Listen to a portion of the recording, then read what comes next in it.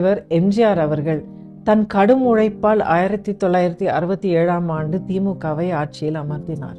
கலைஞரின் சுயநலத்தையும் அவரின் ஊழலையும் எதிர்த்து புரட்சி தலைவர் அவர்கள் தமிழ்நாட்டில் தீய சக்தி திமுகவை ஒழிக்க 1972ஆம் ஆண்டு அனைத்திந்திய அண்ணா திராவிட முன்னேற்ற கழகம் என்ற மாபெரும் மக்கள் இயக்கத்தை உருவாக்கி தமிழக மக்களுக்கு நல்லாட்சி வழங்கி இன்று வரை தமிழக மக்களின் மனங்களில் நிறைந்துள்ளார். புரட்சி தலைவருக்கு பின்னால் தலைமை ஏற்ற புரட்சி தலைவி அம்மா அவர்கள் அதிமுகவை ராணுவ கட்டுப்பாட்டுடன் வழி நடத்தி திமுகவின் ஊழல் நிறைந்த குடும்ப அரசியலையும் அவர்கள் செய்த துரோகங்களையும் மக்கள் விரோத செயல்களையும் எதிர்த்து போராடி மக்களுக்கு நியாயமான பாதுகாப்பான ஆட்சியை வழங்கினார். மக்கள் அதிமுக மீது கொண்ட நம்பிக்கையின் சான்றாக புரட்சி தலைவருக்கும் புரட்சி தலைவி அம்மா அவர்களுக்கும் மட்டுமே தொடர்ந்து 2வது முறையாக ஆட்சி பொறுப்பை வழங்கினார்.